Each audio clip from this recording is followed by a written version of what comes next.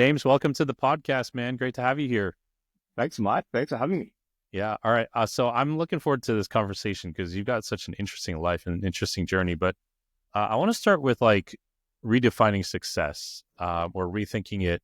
I know you work with a lot of quote unquote successful people, and like a lot of folks have different definitions of what success means and all that sort of stuff. But um, have you seen like people hit a certain stage or phase or age in life where they start to rethink it, or is it just like more they hit the wall, or like when do people start rethinking Mm. success? Mate, this is great question. It's really, um, it seems to be in different spaces and stages in terms of when people go through this mode. I remember growing up, it was almost like the midlife crisis, right? And I sometimes think about it being maybe a midlife reevaluation. So that reevaluation can sometimes happen intentionally, Uh, if we plan for that. But often I find that reevaluation of life happens because something's happened to us. There's been some external, often circumstance, whether that's family situation, something didn't go the way we thought it would. And so I think this idea of success, or when you start to redefine it, it tends to um, be an opportunity, if you like. Or we might not think about it at that point in time, but something's happened in our life where we're like, oh, what I thought life was, or kind of my plans, they're not going as I thought they would. And so something I often talk about is things aren't what they seem. And I think when we get to that point, I think that's the opportunity I think we have as people. hmm. I like that how you put that. Like things aren't what they seem. Like I work with a lot of folks who maybe are starting a business, want to build a business around their personal brand because they want to do something different with their life, with their career, right? Like they want to make or earn an, they want to either make an impact or earn a living in a different way, in something that feels more connected or aligned. And then, because I was there 10 plus years Right. ago, and then you get into the space, and it's kind of a weird thing. Like I feel like I've checked every box. There's not much left for me to prove or to do, right? And I'm not like depressed about it, but I'm also like, okay, well, what's next? Like, yeah, I've written all the books that I feel like I should up until this point. And I get that from a lot of folks. They're like, I've made more money than I can, figure out how to spend. I'm like, oh, you just can give it to me then. I'll figure out how to spend it. But like, you know what I'm saying? I, It's not like initially it's like moving from a present negative to a future positive. And now it's like, I have a present positive and a future what? So is that a trap? Is mm, that, do people like just go back into doing an iteration of the same thing that they did before? Or like, what do you mean by like something more meaningful? yeah, I mean, you're touching on many points there, or thoughts even coming to mind. Um, one space maybe that could be a helpful perspective. Sorry, it's like this definition of what is enough. And so I think there is something that gets uncovered in our life, whether we're conscious of it or not, which is we have this core human vulnerability of not enough, or some would say insufficiency. And in our life, I think we're trying to fill that with different things. And I think we're offered different things, whether that's wealth, whether that's work, whether that's even things that can make us feel self-worth. And so I think that understanding that at a deeper level, I think can really help us navigate life and navigate all like, and what am I going after, and what's actually filling my cup? Is it actually something external, or maybe something that's been told, these stories over my life of this is what's success and this is what's going to fill you, only to find that maybe once you've achieved that, kind of like what you mentioned, it just doesn't feel like I've got there. It just feels like there's still a gap. And I think that's something I'm noticing both in my own life, people I work with, the communities I'm a part of, is that there is this quote unquote hole in our life. And there's then this fight. There's this battle. I'd say it's this ongoing life battle, which is, attention grabbing. Like, this is what's going to fill you. This is what's going to fill you. This is what's going to fill you. And I think if we don't define enough, that's where the issue, I think, will continue. There's something that needs to be really revealed about our view on what is enough. And then second to that is, how do we then feel that enough? And that's a question that I think is helpful for people to navigate and face into. Yeah. So when we talk about like what is enough, like, can you give me a specific example? Like maybe you walk through with somebody or a pattern that you typically see with clients? Yeah, I mean, one of the interesting things is, if we talk about money and we talk about, well, let me put it this way. I think it covers three areas, which is wealth, work, and work. So if we think about wealth, that this not enough is often once they hit a certain amount of salary. So I sometimes work with professionals, like, you've made it once you've hit, X number, or business owners once it's a certain valuation. So I think that is an example of where people on the wealth side, that angle, it's they get there, they've got it, they actually reached it, and yet what's happening is they see someone else, and they're like, "Oh, I'm not that good actually anymore." Like, that moment where you've reached the top of the mountain, right? And then it's like, oh, there's another mountain. And I've recently moved to North America in Vancouver, Canada, and we got up this mountain called the Chief, and we're like, oh, this is such an amazing view. And then someone said to me, "Hey, James, we're actually on mountain one. There's two others."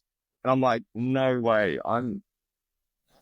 We went with kids as well. And so, like, they're complaining on the way up. We're like, oh, we did it. And then someone's like, "Hey, James, you this mountain." And I think that's sometimes what happens, which is, again, back to not enough, is we reach a mountain and then someone tells us, "Hey, actually, it's not that good. There's this other mountain," and that continues. And I could give other examples for, a mountain of work.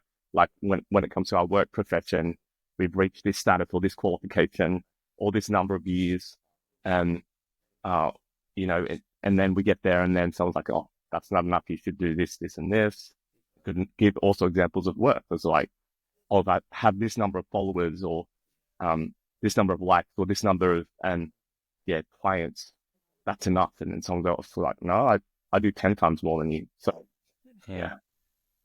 What is it about? You talk a little bit about supporters, support networks. Like, what does that look like for people who are high achievers? A lot of times they don't have close friends. A lot of times they don't have great, like, super close relationships. There's some crazy stat that, like, one of my, like, therapists shared with me years ago, and she works primarily with entrepreneurs, and she was like, honestly, like 90% of them get divorced. 90% of entrepreneurs, like, get divorced like once. There's a few select few who do it again. Tell me about, like, some specifics around, like, having a good support network around you, because I feel like a lot of high performers, they just think like a support network is just people who do what I say, so that we can move this. I'm the leader. We've got this goal or this project we've got to complete. Like, how do they kind of open up around that, or, like, do they? Yeah, it's loneliness is definitely real. Like, I think some have coined it the epidemic of our time, and there is a difference between loneliness and being alone. I think you can be comfortable in being alone, and I think that's the sign of health.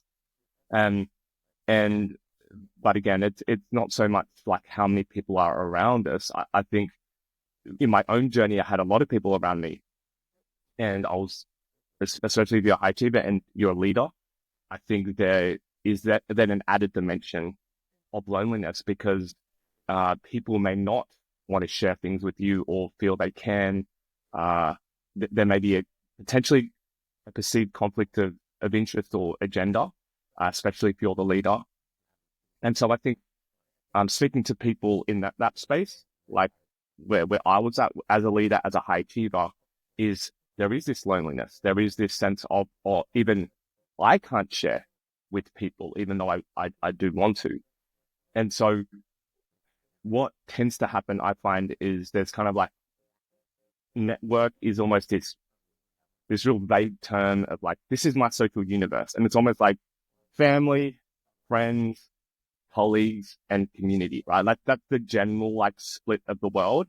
But what I find is that doesn't actually help us in our journey of reevaluation and change. And let me explain why. Because when we want to transform, we actually need different kinds of people or different types of support. And so when I was going through my change 5 years ago, getting off the treadmill, so to speak, and going on this new journey, what I found firstly is I needed what I now call safe trusted ones. I call them STOs, which are safe trusted ones. It's actually people that I literally could be, they just provided a safe space. It was just this space which was I didn't have before, where I could really be myself, and it was mutual. So I knew that they were in it just for this mutuality of relationship. At the same time, once you have that safe space, I think what can happen is we just stay in this zone of like safety and we stop risking. And I think that's when you start to need brave spaces.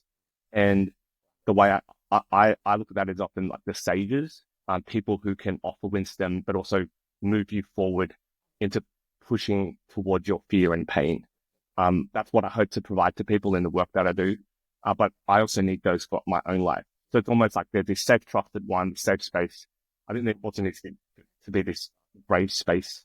And then the last group is almost this, what I call, seasoning kind of people who you may, or like seasoning is like you only want them a little bit in your life. Like you kind of like don't want them too much. Like if there's too much seasoning, it's like, oh, it's too much. And so sometimes we didn't need people, but we know they sprinkle zest into our life.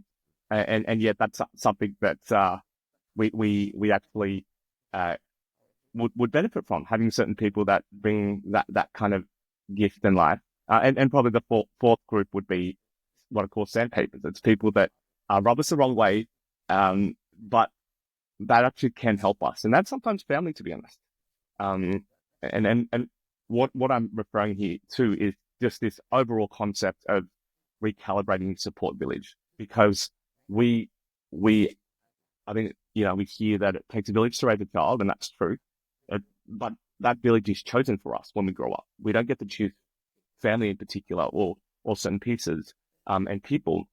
But actually, when we're growing up, we actually need a different kind of village to mature. And that's what I think a lot of the work that I do is around, which is not only helping people redefine success, but actually recalibrating their support village. And that is, I'd argue, the more difficult piece of how do you then start to shift people around you, especially people who've been with you for such a long time. How do you stop hanging out with certain people? Will they be offended? But then how do you start to nurture and cultivate certain relationships? So yeah, lots to sound that, but yeah. So so I want to just clarify. So there's an STO, safe, trusted one. Yeah. The second one was an S. With sages. So, Sage. I think Okay. having the same letter at the front is always a helpful thing to Yeah. remember. But yeah, safe trusted one, sages. The other two groups are seasoning and sandpapers. So, I like this a lot. Yeah. Do you okay, so I definitely resonate with the seasoning. Right. Because there are people, I just say, like, I can only take them in small doses. Like, I'm cool with them, like, but you need to go away. I'm not moving next door to you. We're not hanging out more than once a quarter. It's like I need a week to recover after hanging out with you or whatever. Do do you feel like people need to be intentional about seeking these out, all four of them out, or does like seasoning and sandpaper just sort of take care of itself? Like we're gonna run into people, like you mentioned that sandpaper just they rub you the wrong way. That's like family. Like do you encourage people to like find these and like excavate these and like in like just seek them out, or is it more like you use the word recalibrate? Can they put the people that are already in their circles into these buckets? Like, where do they start Yeah. there? Yeah. Um, and by the way, a good reflection point. I resonate with you with the seasoning as well. As um, also a good reflection point is what am I to people? I think, am I a seasoning and am I a sandpaper? Am I et cetera, et cetera. And that really helps with the connection, like the humanity that we all are involved in. And back to your question, I think people may already be doing some of this and they don't know it. Some people haven't started. So what I generally encourage is that you start to make some shifts. So sometimes that helps just having literally a brain dump of this is my social universe. And you could bucket it in the family friends kind of like categories that we tend to use, and then use this what I call the 4S framework. We could use that as a way to start to kind of categorize or at least say, hey, this is what's needed and where does anyone sit there? And based on that, I think you start to find a gap, which is, actually, I don't really have sage just one, or actually, I don't have any sages. I might have one seasoning, and so I find that's really a really helpful exercise just right off the bat. Just you can do it by yourself, and then I think that starts to uncover intentional action, which is okay. Then there's another kind of step or process around, how do I have these conversations? Do I need to have these conversations? And I'm not advocating that you need to tell everyone in your universe, okay, you're this, you're that, you're blah, for many reasons, but one of them is they can change. Some people actually may take two categories. It's interesting, the dynamic of friendships and relationships is they are dynamic. And so I think being able to hold this loosely at the same time, while being intentional is really important. So I want to have some intentionality, but I also don't want to like box you in and say, you're just this. Not that we're saying that, but I think, some people are surprising. Like you might find, hey, I thought they were a seasoning, but actually they've become a bit of a sage in my life. Hmm. I'm glad you addressed that, because I feel like there's some mentors I have had over the years or in my life. And I'm just like, I can only take you once in a while. Like, or they're super abrasive and I'm good with that. Like, I'm good with that. Like, especially when I was younger, I like that. Like, I'm okay being like, told to my face, like, you got to do this or you got to do that. But then there are other times where you're just like, yeah, I can't take this right now. I don't need you to be a football coach or a drill sergeant. I want to get like real granular in this, or not granular, but like a little bit deeper in this. Like, what do you do when your spouse or your partner is like not an STO? And I'm looping this back to a lot of people who are building a business, building themselves up. Maybe it's just personal development. So They want to grow. And I get a lot of these conversations, man, from people. Like they tell me a lot of this stuff. Like, for some reason, few people, maybe I'm an STO, like people just like feel like they can open up their life to me. And I see it very clearly. One person's really trying to grow and the other's like, I'm not interested at all. And then there creates this like gap. There's a huge chasm. I usually use this illustration of a rubber band. If you grab it by two ends, you keep pulling one forward because they're moving forward. There's just so much tension. Eventually it's going to snap in one way or the other. Yes. What do you do in that situation? Like, it feels like you're stuck between a rock and a hard place. And then if it deteriorates, it takes two to tango. That person that you're with becomes seasoning or sandpaper. and you can't trust them with anything. Like, what do you like? I know that you have probably had clients in that situation. So without divulging like personal details of people, like what do you do in that situation? How do you navigate this? I mean, firstly, thanks for sharing that and the difficulty. I think this in itself, this is a challenging arena. And I think I just really, for anyone listening as well, just want to create that space. Um, Not to push anyone a certain way, but I think that's really important because I think, to be honest, I've been in spaces where it's like, this is the answer, boom, either break up or like, you know, you should just be together and just suck it up kind of thing. So I just want to be conscious of that because this is a really sensitive area and dealing with individuals, right? And people's lives and livelihoods. And so um, one thing I've noticed is that maybe I'll put it this way, we we're not taught well how to navigate. And I think from my own story, from if I would say like Western society in particular, it's it's very like goal achieve. Did you win or not? Like, did you pass or fail? And I think when it comes to life and relationships, it doesn't really work that way. And that's why I've noticed even the chasm for my own life is when I went in the workspace, it was so easy at some level. It's like, here's the playbook, here's the rule game, and who's good at playing the game, you win, right? Like, I was playing with my son this stage Street Fighter, right? Love that game. And just teaching them about it. And it's like, okay, it's easy. Like, this is a rule. You beat the other person and you get to end bison at the end and it's fine. Okay. And when it comes to relationship, there's so much nuance.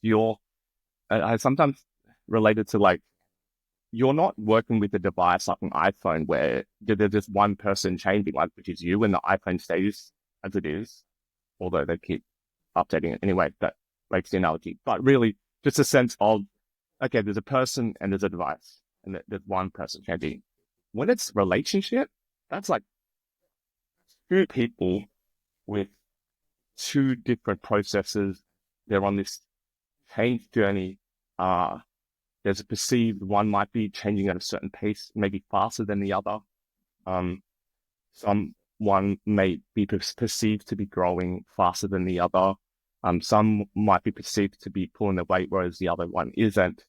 And I think the ability to acknowledge tension, navigate tension, and the ability to make space, I think two critical, I could say, skill sets that we need to develop as humans that often we don't develop in other environments, which are very other binary, very like black and white.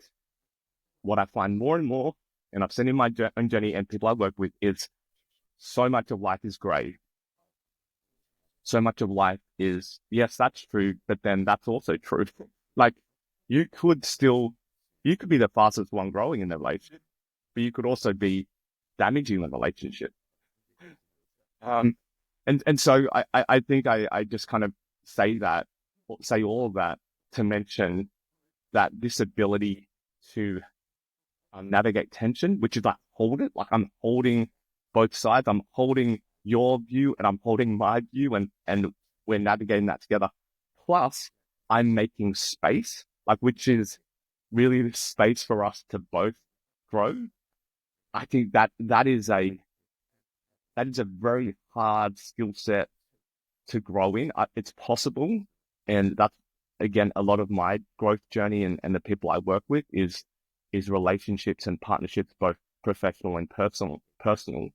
And, but I think really, those two elements, I believe are really essential to if people want to at least move forward and grow, individually and together.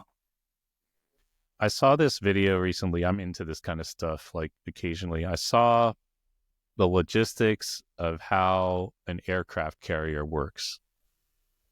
And there's this video where they were outlining literally how just everything happens on air because you got thousands of troops on there. And they showed this one section in the video where they were refueling the aircraft carrier while the aircraft carrier is moving. They don't stop. There's no gas station in the middle of the ocean. So this other boat's got to come along and they're both moving, right? It's like they're refueling as they're moving. And it's sort of like planes that refuel in midair, right? Like this happens a lot in the military. And so it's a super sensitive dynamic because you got two huge moving ships. They've got to go close to each other, and one ship will refuel it and literally transport food and other goods onto the aircraft carrier. And they have to be really close together. They're like moving in tandem, right? And I remember when I was kind of going through a lot of my divorce and like my personal changes and stuff like that. One of our counselors was like, "There's three people involved here: you, her, and the relationship." And I was like, "Okay, like, well, what do I focus on? If like this person is not doing what you're saying, because I'm trying to do it or whatever." Well, like I try not to cast blame, but I'm just like that definitely came across my mind. And it's been 5 years and we're still friends, so it's okay. I can say all this, right? But it's like, what do you want me to do? Then they're like, well, instead of focusing on yourself and on this person, then focus on the relationship. I was like, what does that mean? Do the laundry, do the dishes. And, I gave it the time that I could give it. Right. And then, we are where we are now. And I like what you're saying about the ability to hold tension and space. I think that is a real big challenge for a lot of very driven, if you want to say cliche, successful people. Sure. Because I'm like, dude, it's been 6 months or it's been a year or 18 months. Like either get it or don't. Like, do you want it or like crap or get off the toilet? Like, let's go. Like, this is just all sideways energy now, So like, and I'm not a therapist or anything like that, so I can just say what I want because it's my podcast. But like, I have a zero tolerance thing for narcissists. I'm like, nope. Like any friend of mine that's like in a relationship with a narcissist, I'm like, you need to nuke that thing. And I would love to see an island full of narcissists. We just drop them all off on a deserted island and see what happens. Like, let them all kill each other. It'd be great, right? But in all seriousness, like, I hear what you're saying, and this goes so against the grain of really driven, goal-oriented, successful people. And you don't even need to be that successful. You just see a lot of good people like stuck in these situations for so long.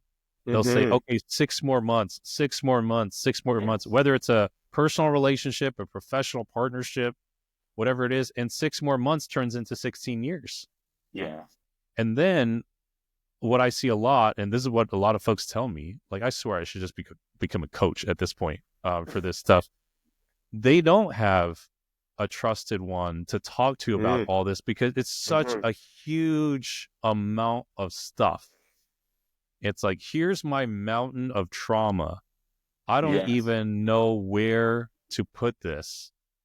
And so they just lock up and they go back to work and they do the same, like you were talking about, they do the same things that they think will make them successful. They just want to make more money, or they want to start another company, or gain another skill, or work out more and drop 5% body fat, or whatever it is.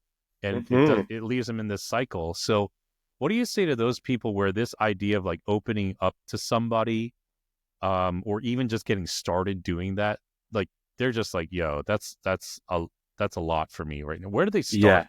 Like, how do they open up? I mean, there's definitely different ways. And if I could even just say, like, just as an high achiever and like similar to yourself, what I'm hearing and just people that may be listening, is I think firstly, just appealing to the high achiever in us, because at some level, that's a good thing. Like, I don't want to I hope people don't come hear this and go, oh, being a high achiever, I need to lift that up. I need to suppress it and just go into doing nothing and be idle, because I don't think that's healthy. And that's not the way we're designed. I think for some of us who have that knack or that gifting or that temperament, I think we can do really good things in this world. I think we can be, in particular, a contribution. We can contribute positively to human flourishing, which for me is people flourishing, the world flourishing. One of the things that has really stuck with me is this quote by Richard Raw, and I just paraphrase it this way, which is whatever we don't transform, we transfer. Okay, and so I think that really just helps me have a view of generation, because I think that high achievers, they want to do good. They want to, at some level, know that their life counted.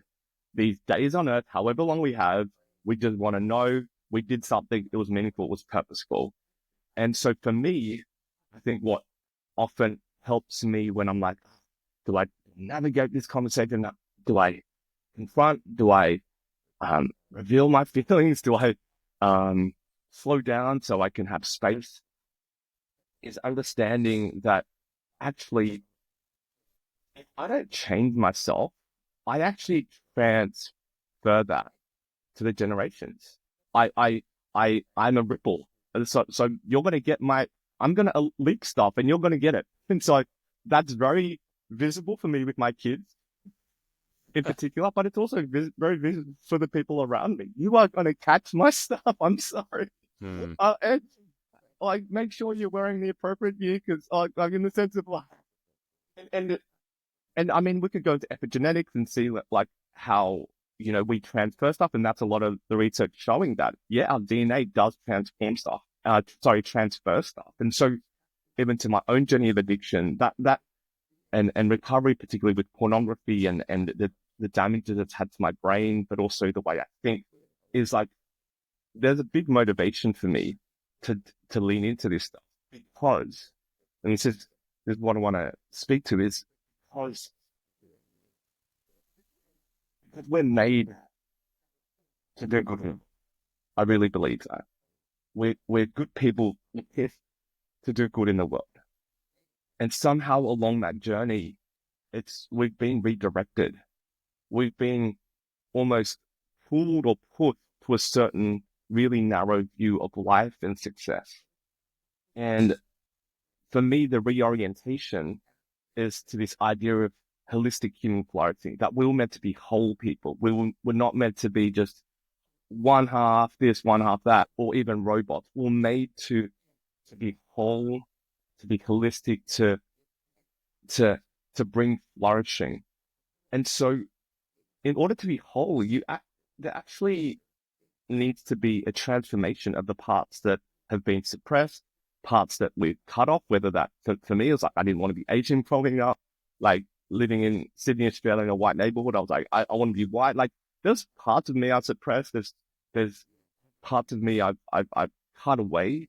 And I often refer to it this way. It's like, we tend to be bento boxes, which is like, we compartmentalize stuff, and this is my part here, and this is my part here. But actually, maybe we're meant to be bibimbap, like, which is like, I love bibimbap, by the way, and I know you're Korean, mate. So it's like this mix.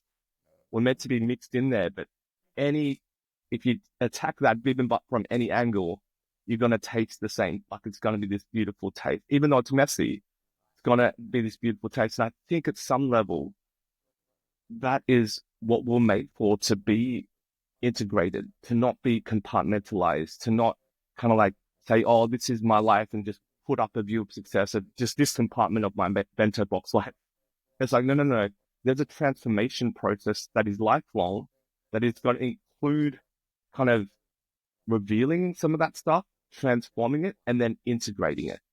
And what that ultimately then does is, when people are around us and situations happen, like issues, external circumstances, stress, which often reveals where we're really at. I think when those things happen,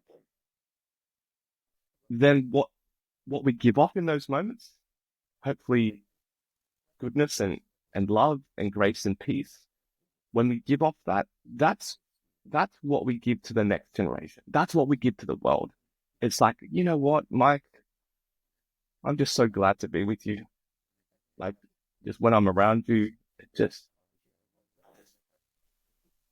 want to feel good, and I want to be better. And like that, I think that's what I long for, what I believe is possible. But but recognizing at the same time the journey to get there is hard. And I often say, if you're going to work with me, um, your life is going to be, it's going to get harder at some Mm, level, yeah. but it's going to get better. Your life's going to get harder because actually you are now going to be conscious of stuff that you may not want to become conscious of, whether it's your fear, your pain, um, feelings of rejection, feelings of you're not enough, but it's going to be better because that's actually going to be brought to the light. And that's where the transformation at the deepest level starts. Love that, man. Love that. No, this is great. I think a lot of us, I like the illustration of the bento box, and that makes business, personal, this, that, a framework super easy to understand. And I agree, like life doesn't work that way. It just doesn't. Like it's exhausting to keep those That's so compartments, those little walls up, right? When in fact, like you're as a whole person, just a big mixture of it. Um, I think that I've found what has disarmed in a good way a lot of very driven, successful people is that when you also find someone else who is in their own right pretty driven, successful, but also has the courage to be vulnerable. I think that vulnerability is like a concept that in business, it's like you got to cover we don't want to be vulnerable to the competition here, or there. But like in personal matters, if we were to phrase it that way, it's actually a real sign of strength. It's a real sign of courage. And I think it is rare. And so when I would just say this to anyone who's listening, like you find people who are like that, like you feel in your body like calmer around them, or they just seem to have this effect on you that I hear that all the time. And I don't know what I've done, but it's like, I just feel calmer when I talk to you. I'm like, great. Cause I don't, cause you're stressing me out, but I guess I'm like Teflon. I can just kind of take it. And then I've had to like kind of learn how to manage that. Like I can't take too much of this right now. I can't talk to too many Well, people. So it's can I like, ask you, Mike, why do you think that is? why do I think that people find it easy to talk to me? Yeah. Um, there's a couple of things that I would say to that. I think that I'm a good listener, so I allow people to feel heard. I'm not judgmental, like except with narcissists, apparently. I mean, and I know that they are a certain way. I'm half joking about that. I just know that they're a certain way, and it's just like sad because they just can't really, or won't really do anything about it. Um, and I think that people sense like I just want the best for them. I don't care what that looks like as long as you're not hurting other people, right? If you want to hurt yourself, that sucks, but I can't stop you from doing that. But like, do what you feel right now, like makes you happy, as long as it's not hurting other people and ultimately, hopefully not hurting yourself. I also think that there's like a lot of different, like just the way I'm designed.